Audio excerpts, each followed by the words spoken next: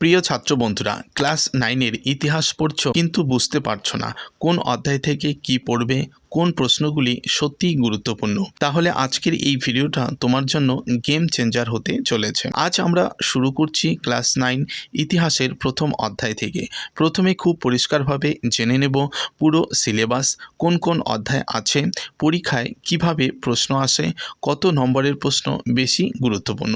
তারপর আমরা একদম অধ্যায়ভিত্তিকভাবে গুরুত্বপূর্ণ প্রশ্ন ও উত্তর আলোচনা করব, যেগুলি প্রথম পর্যায়ক্রমিক মূল্যায়নের জন্য অত্যন্ত গুরুত্বপূর্ণ। মানে এক কথায় বললে এই ভিডিও সিরিজটাই হবে তোমার ইতিহাসের সাজেশন গাইড।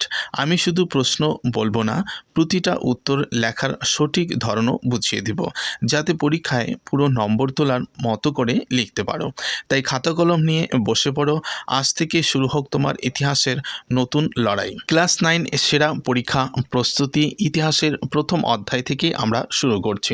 সাজেশন ভিত্তিক প্রশ্ন এবং উত্তর কন্টিনিউ পেয়ে যাবে প্রত্যেকটা অধ্যায় ধরে ধরে। প্রথমে আমরা দেখে নিই যে প্রথম ইউনিট টেস্ট বা প্রথম পর্যায়ক্রমিক মূল্যায়নের যে সিলেবাসটি রয়েছে, সেই সিলেবাসটি কতটা তোমাকে কভার করতে হবে। দেখো, মাত্র দুটি অধ্যায় রয়েছে। প্রথম অধ্যায়টি হলো ফরাসি বিপ্লবের কয়েকটি দিক, এই অধ্যায়টা তোমাকে ভালো করে পড়তে হবে। দ্বিতীয় অধ্যায়টি রয়েছে বিপ্লবী আদর্শ, লেপনীয় সাম্রাজ্য এবং জাতীয়তাবাদ। এই দুটো অধ্যায় তোমাকে খুব ভালো করে পড়তে হবে। 1 নম্বরের কিছু গুরুত্বপূর্ণ প্রশ্ন উত্তর আমরা এই ভিডিওর মাধ্যমে দেখব।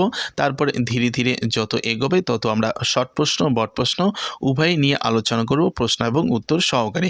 তুমি যদি এই সমস্ত প্রশ্নগুলি ভালোভাবে পড়ো, নোট করো, তাহলে এই সমস্ত প্রশ্ন থেকেই তুমি তোমার পরীক্ষা হলে প্রশ্ন কমন পেয়ে যাবে। ওকে, তাহলে চলো, প্রথম প্রশ্নটি রয়েছে ফরাসি বিপ্লব সংগঠিত হয়েছিল কবে। প্রত্যেকটা প্রশ্নই গুরুত্বপূর্ণ, ভালো করে এগুলো নোট করে পড়তে থাকো এখন থেকেই। খুব বেশি দিন কিন্তু আর প্রথম পর্যায়ক্রমিক মূল্যায়নের জন্য সময় নেই তোমাদের হাতে। ওকে, ফ্রান্সের বিপ্লবী রাজারূপে পরিচিত ছিল কে? পঞ্চদশ লুই। 3 নম্বর যে প্রশ্ন রয়েছে, আমার ইচ্ছায় আইন, এই কথা কে বলেছেন? 16 লুই এই কথা বলেছেন যে আমার ইচ্ছাই আইন কথা বলেছেন। ভেরি ভেরি ইম্পর্টেন্ট প্রশ্ন।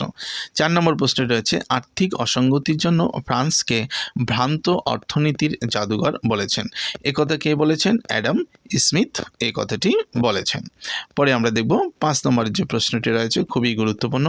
ফরাসি বিপ্লবের সময় ফ্রান্সের পূর্ববংশীয় শাসক ছিল কে? 16 লুই।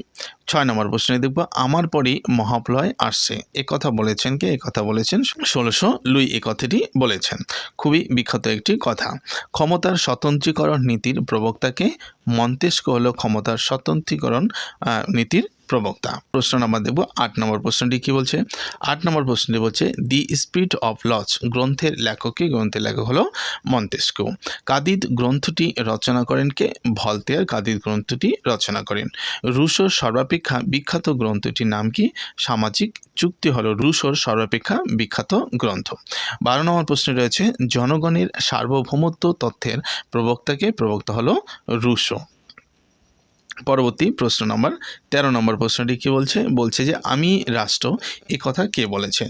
চতুর্দশ লুই কথাটি বলেছেন যে আমি রাষ্ট্র। 14 নম্বর প্রশ্ন রয়েছে, পঞ্চদশ লুইকে বলা হয় কি? প্রজাপতির রাজা বলা হয়। বন্ধুরা, একটা কথা বলে রাখি, এই সমস্ত প্রশ্নগুলো কিন্তু শূন্যস্থান পূর্ণ হতে পারে, আবার এমসিকিউ টাইপেরও প্রশ্ন হতে পারে। যদি এমসিকিউ টাইপের প্রশ্ন হয়, এই প্রশ্নটার উদাহরণ সপক্ষে আমি বলছি যে প্রজাপতির রাজা, ফ্রান্সের রাজা, ইতালির রাজা ইত্যাদি অপশানগুলো দেওয়া থাকতে পারে। ওকে, তাহলে আমরা মনে রাখবো যে প্রজাপতির রাজা। আবার যদি এটি শূন্যস্থান পূর্ণ আসে, তাহলে হয়তো পঞ্চদশ লুইকে বলা হয় ড্যাশ।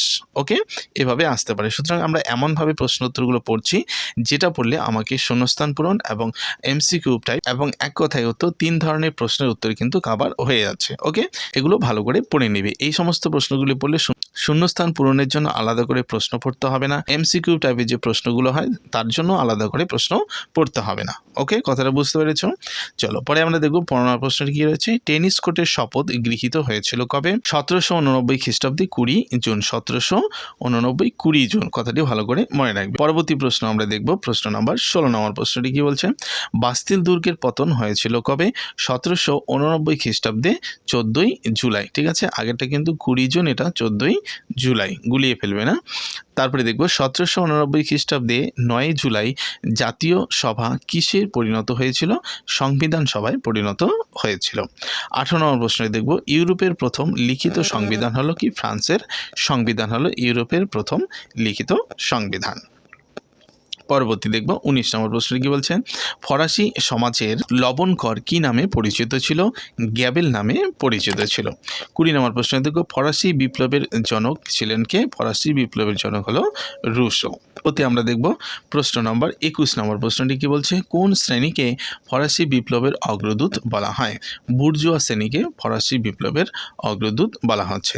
ফ্রান্সের ভূমিকরের নাম কি ছিল? টেইলি ছিল ফ্রান্সের ভূমিকরের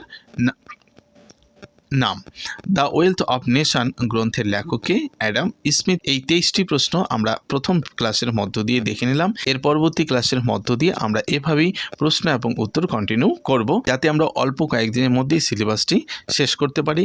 সুতরাং এর জন্য তোমাদের সাপোর্ট কিন্তু অত্যন্ত জরুরি। ভিডিওটিকে একটি লাইক করে বন্ধুদের মাঝে ভিডিওগুলি শেয়ার করে দেবে। ওকে, তো চলো দেখা হচ্ছে পরবর্তী ক্লাসে। ততক্ষণে সকলে ভালো থেকো। চ্যানেলে যদি তুমি নতুন হয়ে থাকো অবশ্যই চ্যানেলটি সাবস্ক্রাইব করে নিও।